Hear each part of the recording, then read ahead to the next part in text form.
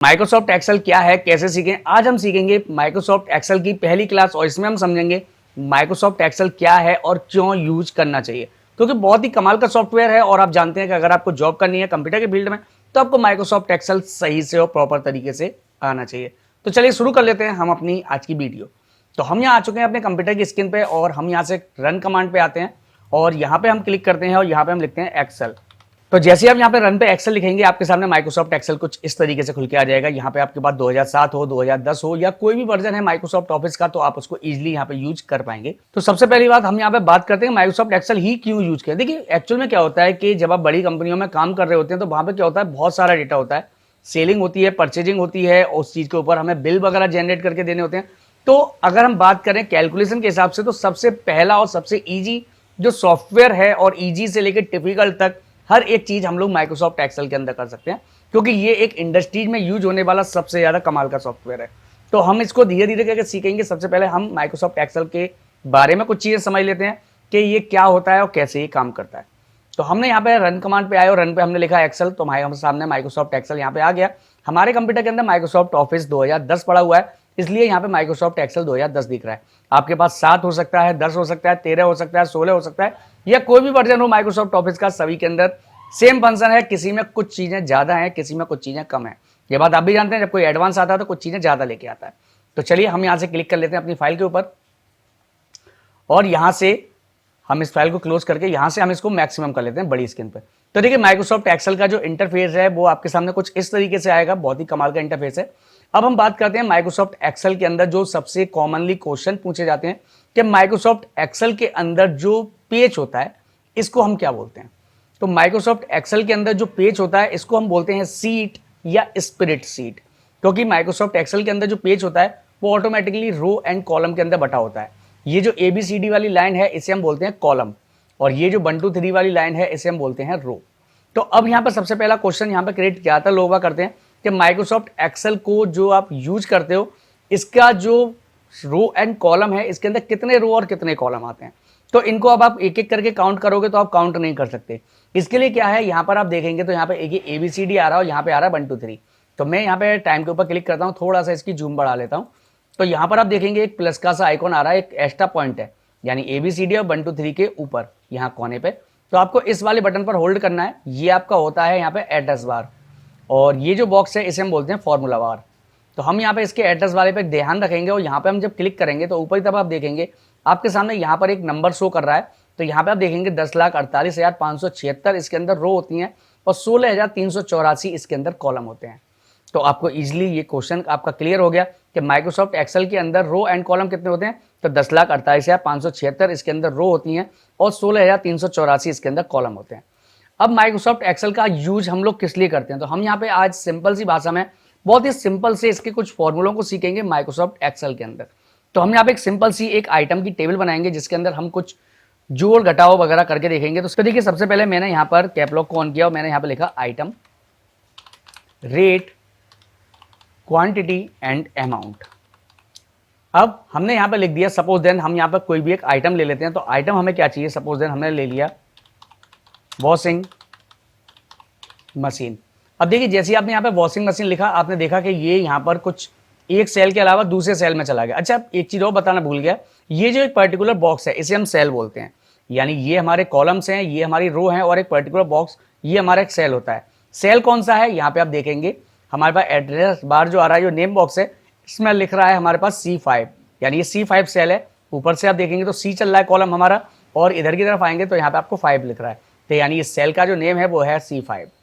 अब हमारे पास जो ये वॉशिंग मशीन है ये क्या एक सेल से बाहर जा रहा है, हमें इसे एक ही सेल में लेना है। तो यहाँ पे A और B के बीच में आप देखेंगे एक पॉइंट आ रहा है, इस पर आपको क्लिक दबाना है और इसको यहाँ पे थोड़ा सा आपको बड़ा कर लेना है। तो देखिए ये पूरा बॉक्स इधर आ गया। अब हमने कहा भाई वॉशिंग मशीन की जो कॉस्ट है वो हमारी है 12,500 रुपये। हमने कितनी खरीदी कि भाई 4 खरीदी। अब इनका टोटल कितना होगा, तो हम यहाँ पर क्या करते हैं जब हम माइक्रोसॉफ्ट एक्सेल के अंदर किसी भी फॉर्मूले को लगाते हैं तो हम यहाँ लगाते हैं इक्वल टू का सिंबल। अब हमने क्या खरीदा है, हमने कहा भाई हमने एक वॉशिंग मशीन खरीदी है 12,500 के हिसाब से 4 पीस। तो हमें क्या करना है 12,400 का गुणा करना है हमारे 4 से। तो हम यहाँ क्या करेंगे इक्वल टू लगाएंगे। अच्छा इसको मैं पहले हटाता हूँ, पहले मैं आपको ये बताता हूँ माइक्रोसॉफ्ट एक्सेल में भी काम करने के फॉर्मूले लगाने के 2 तरीके होते हैं।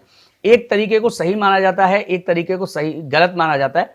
ऐसा क्यों, तो देखिए हमने यहाँ पे इक्वल टू लगाया और मैंने कहा कि भाई 12,500 मल्टीप्लाई हो जाए 4 से और एंटर। तो हमारे सामने यहाँ पे अमाउंट आ गया 50,000 रुपये। अब ये 50,000 सही है। अब हम दूसरा फॉर्मूला लगाते हैं। तो हमने यहाँ पे लगाया इक्वल टू, अब देखिए 12,500 हमारे कहाँ लिख रहे हैं, बी में लिख रहे हैं, और बी के कौन से नंबर के रो में लिख रहे हैं, दूसरे नंबर में। तो हमने कहा बी और 2, तो हमने B2 लिख दिया। और मल्टीप्लाई के लिए आप कीबोर्ड में स्टार वाला सिंबल लगा देंगे, ये वाला, या आप शिफ्ट दबा के 8 नंबर को दबाएंगे तो उससे भी आ जाएगा। अब हमें किससे गुणा करना है, 4 से। 4 कहाँ लिख रहा है, C में, और C की किस में, 2 में। तो हमने कहा C और 2 और एंटर। तो देखिए यहाँ पर भी 50,000 आ गया। अब ये वाला जो तरीका है जिसमें हमने सेलों का मल्टीप्लाई किया है, ये तरीका सही है, और जिसके अंदर हमने यहाँ पर डायरेक्टली वैल्यूओं का मल्टीप्लिकेशन किया है वो हमारा गलत है। ऐसा क्यों?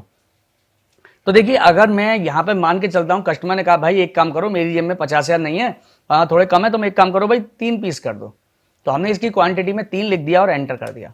तो देखिए जहाँ पर हमने सेलों का मल्टीप्लाई किया था वहाँ पे आप देखेंगे ऑटोमेटिकली ही हमारे यहाँ पे सेल चेंज हो गया। लेकिन जहाँ पर हमने डायरेक्ट वैल्यूओं का मल्टीप्लाई किया है वहाँ पे कोई चेंजेस नहीं। अगर मैं कहता हूँ कि भाई यार रहने दो, मैं नहीं ले रहा है, बाद में देखेंगे, तो देखिए मैंने यहाँ पे नहीं लिया माल, तो यहाँ पे अमाउंट हो गया 0, लेकिन यहाँ पे फिर भी कह रहा है कि भाई मुझे 50,000 दो। क्यों? क्योंकि ये सेल्फ है, इसके पास क्या है, 12,500 मल्टीप्लाई 4, ऑटोमेटिकली इसके बाद वैल्यू है, चाहे कहीं पे कुछ लिख रहा हो या नहीं लिख रहा हो, इसके पास पूरी वैल्यू अपने पास है।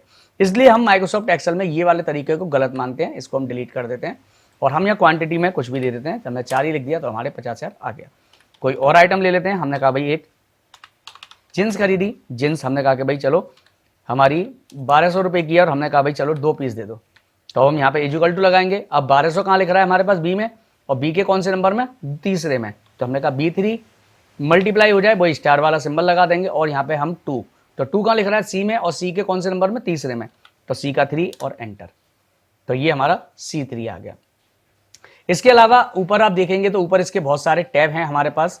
इसमें home tab, insert, page layout, formula, data, review, view और डेवलप वाला फंक्शन आपके में नहीं आ रहा होगा। इसको आपको कैसे ओपन करना है वो मैं आपको आगे समझाऊंगा। इसके बाद ये इन सभी टूल्स के अंदर के टूल्स हैं, यानी किस किस फीचर्स को करने से आपका क्या होता है, इनके ऊपर स्टेप बाय स्टेप हम सारी सीरीज बनाते जाएंगे। तो आई होप दोस्तों आपको समझ में आया होगा माइक्रोसॉफ्ट एक्सेल के अंदर हम किस तरीके से फॉर्मूले को यूज करते हैं और किस तरीके से हम अपनी सिंपल टेबल को बनाते हैं। साथ ही साथ आपके पास कोई हेडिंग है, आप उस हेडिंग के अंदर कलर डालना चाहें तो आप यहाँ क्लिक करिए, बोल्ड करिए, और यहाँ से आप इसके बैकग्राउंड में, यानी जो सेल है उसके अंदर कोई भी कलर दे सकते हैं। और अगर आप फॉन्ट में भी कलर देना चाहें तो ए वाला पॉइंट आ रहा है, इस पर क्लिक करके आप फॉन्ट में कलर दे सकते हैं। अब इसके अंदर आप कोई और आइटम डालिए। देखिए हमने यहाँ पे ऑयल डाला, ऑयल हमने कहा कि भाई 500 रुपये का 2 पीस खरीदे, हमने इक्वल टू लगाया, इन दोनों सेलों का यहाँ पे फिर से मल्टीप्लाई किया और एंटर। फिर हमने कहा कि भाई हमने यहाँ पे कैंडी खरीदी, कैंडी हमने कहा कि भाई 20 रुपये की है कि हमने 5 खरीदी, तो यहाँ पे फिर वही इक्वल टू लगाया, इसका मल्टीप्लाई इस वाले सेल से कर दिया और एंटर। इसी तरीके से हम यहाँ पे जितने भी आइटम्स डालना चाहें वो हम यहाँ पे डाल सकते हैं। हमने एक शर्ट ले ली, शर्ट हमने कहा 150 रुपये की, हमने कहा भाई ठीक है 3 पीस दे दो। तो देखिए यहाँ पर जैसे ही हमने टैब दबाया ऑटोमेटिकली आंसर आ गया। मैं एक और आइटम यहाँ पे आपको डाल के दिखाता हूँ, शुगर हमने कहा कि भाई बाजार में 42 रुपये किलो चल रही है, हमने कहा भाई ठीक है 4 किलो दे दो। अब जैसे ही मैं टैब बटन दबाऊंगा या एंटर प्रेस करूंगा ऑटोमेटिक इसका आंसर आ जाएगा।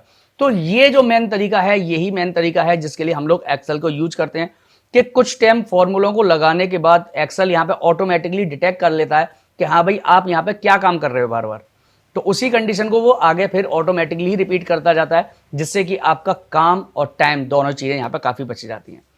तो उम्मीद है दोस्तों कि ये वीडियो आपको समझ में आई होगी माइक्रोसॉफ्ट एक्सेल हम किस लिए और किस तरीके से यूज करते हैं। आगे की वीडियो में हम स्टेप बाय स्टेप आगे की चीज़ें सीखेंगे।